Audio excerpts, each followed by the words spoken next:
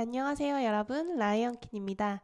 9월부터 하가미소 배움터 선생님들과 함께 마라톤 독서 클럽을 시작했어요. 첫 번째로 불안 세대라는 책을 읽고 독서 토론을 하고 있는데요.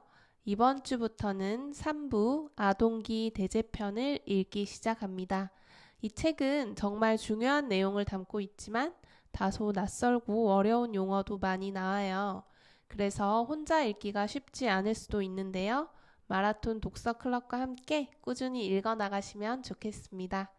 오늘은 3부 5장을 오디오북 형식으로 10분 정도 읽어드리겠습니다. 3부 아동기 대제편 5장 4가지 기본적인 해악 사회적 박탈, 수면 박탈, 주의 분산, 중독 2016년의 어느 날 아침 버몬트주로 가족여행을 나섰을 때 6살이던 딸은 내 아이패드로 비디오 게임을 하고 있었다. 그러다가 딸이 외쳤다. 아빠, 나에게서 아이패드 좀 빼앗아 갈래요? 여기서 눈을 떼고 싶은데 그럴 수가 없어요.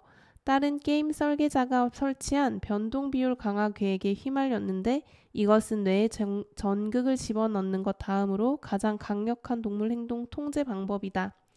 1911년 심리학의 기본 실험 중 하나에서 에드워드 손다이크는 굶주린 고양이들을 퍼즐 상자라는 작은 우리에 집어넣었다. 만약 고양이가 특정 행동을 하면 예컨대 사슬에 연결된 고리를 끌어당기면 걸쇠가 열리면서 우리에서 탈출해 먹이를 얻을 수 있었다. 고양이는 탈출하려고 애쓰면서 초조하게 발버둥을 쳤고 그러다가 결국 우연히 해결책을 찾아냈다. 그런데 같은 고양이를 다시 같은 상자에 집어넣으면 어떤 일이 일어날까? 고양이는 곧장 고리를 향해 다가갈까? 그렇지 않았다. 고양이는 또다시 전과 마찬가지로 발버둥을 쳤다. 다만 이번에는 저번보다 조금 더 빨리 해결책에 도달했고 그 후에는 횟수를 거듭할수록 조금씩 더 빨라지다가 결국에는 즉각 탈출에 성공하는 행동을 취하게 되었다. 이런 일은 항상 학습 곡선과 일치하는 방식으로 일어났다. 고양이가 깨달음을 얻어 탈출 시간이 갑자기 확 짧아지는 통찰력의 순간은 결코 없었다. 손다이크는 고양이의 학습을 다음과 같이 설명했다. 우연한 많은 자극 중에서 즐거움을 초래하는 한 가지 자극이 강화되고 각인된다. 그는 동물의 학습은 합리적 의식의 결정으로 일어나는 것이 아니라 뇌에서 어떤 경로를 부드럽게 닦는 것이다 라고 말했다. 황홀경에 빠진 것처럼 터치스크린에서 어떤 움직임을 반복하는 사람을 볼 때마다 뇌에서 어떤 경로를 부드럽게 닦는 것이란 이 구절을 기억하라.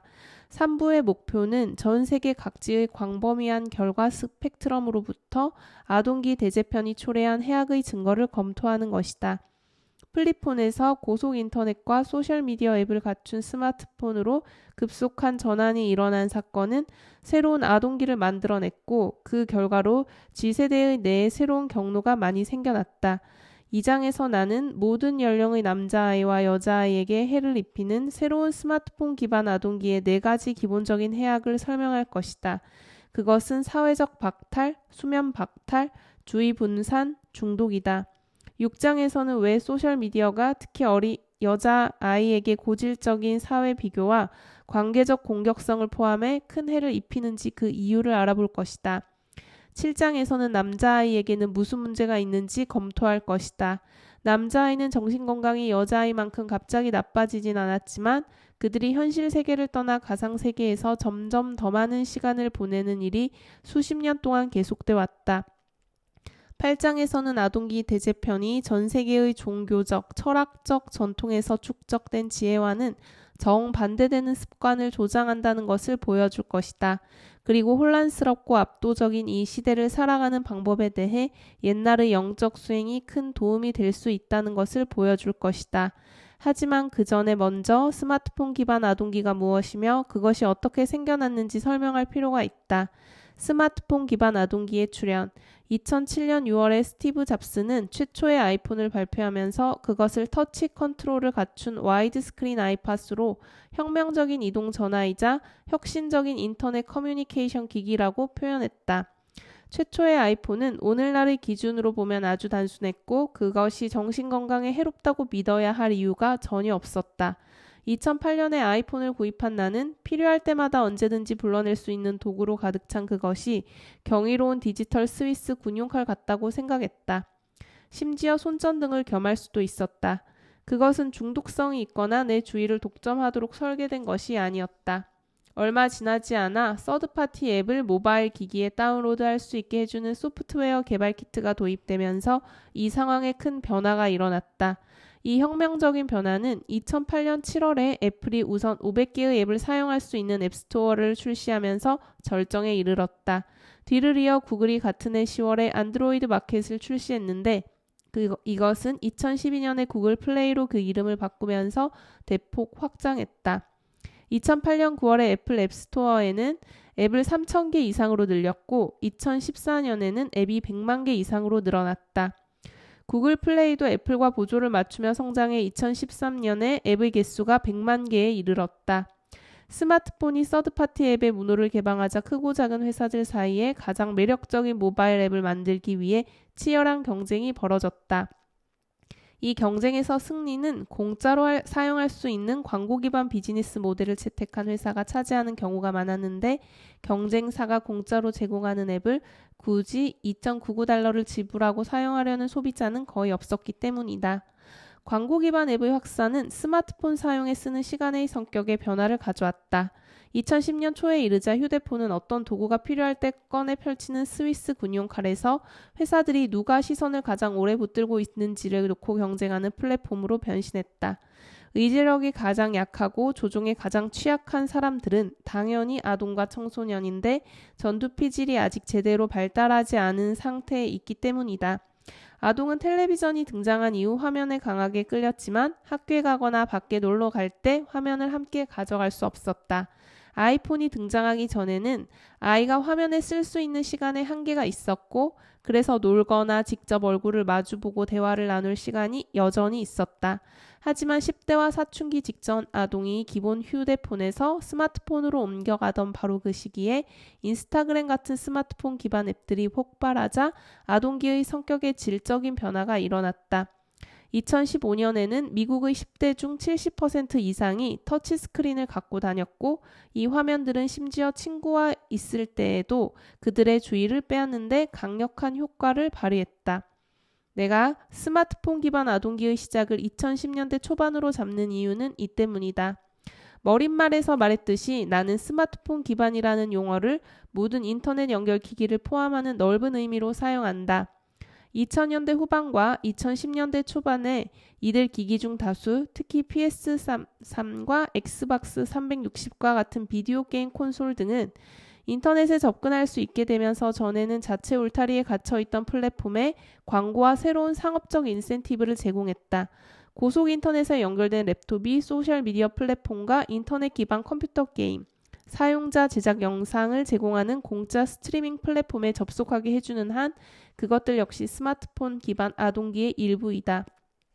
나는 여기서 아동기라는 용어도 아동과 청소년을 모두 포함하는 넓은 의미로 사용한다. 소셜미디어와 그 변신. 소셜미디어는 시간이 지나면서 진화했지만 우리가 일반적으로 소셜미디어의 분명한 예라고 생각하는 플랫폼들에는 공통되는 주요 특징이 적어도 4가지 있다. 그 4가지 특징은 사용자 프로필, 사용자 제작 콘텐츠, 네트워킹, 상호작용성이 그것이다. 페이스북, 인스타그램, 트위터, 스냅챗, 틱톡, 레딧, 링크드인처럼 원조격인 소셜미디어 플랫폼은 이 4가지 특징을 모두 갖고 있으며 유튜브와 현재 인기 있는 비디오 게임 스트리밍 플랫폼인 트위치도 마찬가지다. 올리팬스처럼 오늘날의 성인 콘텐츠 사이트들도 이 특징들을 모두 갖고 있다. 반면에 왓츠앱이나 페이스북 메신저 같은 메신저 앱은 4가지 특징을 모두 갖고 있지는 않으며 이것들은 분명히 사회적 연결 성격을 지니고 있긴 하지만 소셜미디어로 간주되지 않는다. 2010년 무렵에 소셜미디어의 성격에 획기적인 변화가 일어났는데 이 때문에 소셜미디어가 젊은이에게 더 해로운 것으로 변했다. 페이스북과 마이스페이스, 프렌드스터는 초창기에는 소셜 네트워킹 시스템이라고 불렸는데 오랫동안 소식이 끊긴 고등학교 동창이나 특정 음악가의 팬과 같은 개인들을 연결하는 데 주로 쓰였기 때문이다.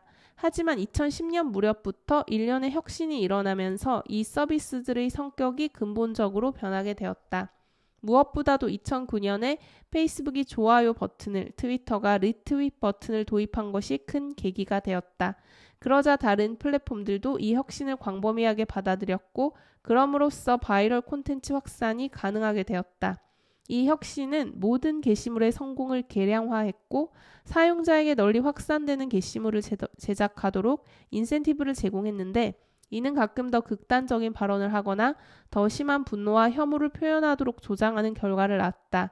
그와 동시 페이스북은 알고리즘을 통한 큐레이션한 뉴스피드를 사용하기 시작했고 다른 플랫폼들도 이에 자극을 받아 사용자들을 가장 성공적으로 끌어당길 수 있도록 콘텐츠를 큐레이션하는 경쟁에 뛰어들었다.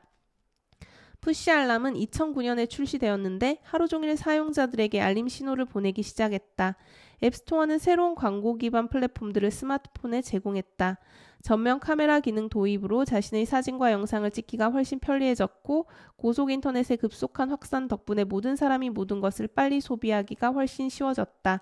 사람들을 연결하는 목적으로 설계되었던 소셜 네트워킹 시스템은 2010년대 초반에 이르자 단지 친구뿐만 아니라 낯선 사람으로부터라도 타당화를 추구하는 일대다 공연 행위를 장려하는 방식으로 재설계된 소셜미디어 플랫폼으로 변했다. 적극적으로 게시물을 올리지 않는 사용자들도 이 앱들이 설계한 인센티브 구조에 영향을 받았다. 이러한 변화는 왜 아동기 대제편이 2010년 무렵에 시작되었고 2015년 무렵에 대체로 완료되었는지 설명해 준다. 집안에 머무는 시간의 증가와 전국적인 과잉 보호 광풍 때문에 고립된 아동과 청소년들은 날로 늘어나는 인터넷 가는 기기에 눈길을 돌리기가 더 쉬워졌고 이 기기들은 더 매력적이고 다양한 보상을 제공했다. 그러면서 놀이 기반 아동기가 끝나고 스마트폰 기반 아동기가 시작되었다. 스마트폰 기반 아동기의 기회비용. 전자제품 가게의 세일즈맨이 당신은 11세 딸에게 딱 어울리는 신제품이 나왔는데 그것이 유해한 부작용이 전혀 없으면서 아주 재미있는 것이지만 엔터테인먼트 가치 외에는 이득이 되는 것이 거의 없다고 말했다고 하자. 이 제품은 당신에게 얼마나 가치가 있을까? 기회비용을 모르면 이 질문에 제대로 대답할 수 없다. 경제학자들은 기회비용을 어떤 것을 선택했을 때 다른 것을 포기함으로써 잃게 되는 잠재적 이득으로 정의한다. 당신이 사업을 시작했는데 회사의 홍보에 도움을 얻기 위해 대학교에서 그래픽 디자인 강의를 수강하는데 $2,000를 지불하는 방안을 고려한다고 하자. 당신은 단지 더 매력적인 광고 전단지나 웹사이트로 $2,000를 회수할 가능성만 고려해서는 안 된다. 그 돈으로 할 수 있는 나머지 모든 일도 고려해야 한다. 게다가 아마도 더 중요하게는 강의를 듣는 동안 쓰는 그 모든 시간을 사업에 투자해 할 수 있는 일들까지 고려해야 한다. 따라서 세일즈맨이 그 제품이 공짜라고 말하더라도 당신은 기회비용을 따져보아야 한다. 평균적인 어린아이가 그 제품을 사용하는 시간은 얼마나 될까? 당신 딸처럼 사춘기 직전의 아동은 일주일에 약 40시간을 쓴다고 세일즈맨은 말한다. 그리고 13살에서 18세의 10대는 50시간이 넘는다고 한다. 그 말을 들은 당신은 가게에서 그냥 나오지 않을까? 이 수치, 즉 하루 6시간에서 8시간은 10대가 모든 화면 기반 레저 활동에 보내는 시간이다. 물론 스마트폰과 인터넷이 일상생활의 일부로 자리 잡기 전에 이미 어린이는 TV 시청과 비디오 게임에 많은 시간을 쓰고 있었다. 미국 청소년을 장기간에 걸쳐 조사한 자료에 따르면 1990년대 초반에 평균적인 10대가 텔레비전을 시청하는 시간은 3시간이 조금 못 되었다. 1990년대에 대다수 가정이 전화선과 모뎀을 통해 인터넷에 접속하고 2000년대에 고속 인터넷이 도입되자 인터넷 기반의 활동에 쓰는 시간이 늘어난 반면에 TV 시청 시간은 줄어들었다. 아이들도 비디오 게임을 하는 시간이 늘어난 반면 책과 잡지를 읽는 시간은 줄어들었다. 종합하면 아동기 대제편과 스마트폰 기반 아동기의 도래는 스마트폰 시대 전의 삶과 비교해 아이의 하루에 추가적인 화면 기반 활동 시간을 평균 2-3시간 늘린 것으로 보인다. 이 수치는 사회 계층과 인종, 성소수자 지위에 따라 약간 차이가 있다.